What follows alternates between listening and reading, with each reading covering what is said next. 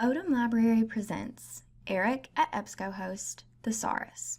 This video will demonstrate how to use the ERIC Thesaurus to find the best keywords and terminology to use in your search. Let's search for classroom management. Looking at these search results, you can see classroom management is bolded in the article titles but not the subjects. The bolded words are the search terms that you used. One question to consider is if classroom management is the best search term for your topic, or if you should try different terms. Let's use the thesaurus to search for alternative terms. You can locate the thesaurus on the left side of the screen under Research Tools. It's called Subjects Authority. The upper search box searches ERIC, and the box located under Subjects searches in the thesaurus. Let's search Classroom Management.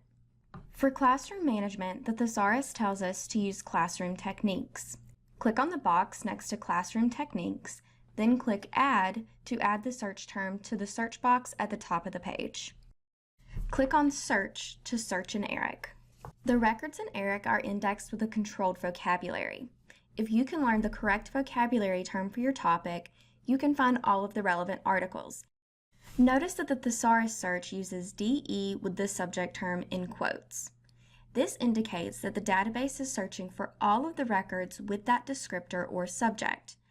You can search with more than one descriptor or with a combination of descriptors and keywords. Returning to the thesaurus, let's search for classroom techniques in a math class.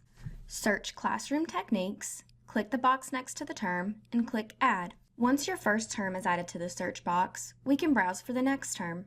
Let's search for mathematics.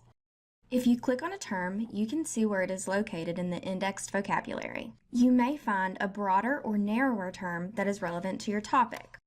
We can use mathematics. Click on the box next to mathematics, then click on Add. Mathematics will be added to the search box directly under Classroom Techniques.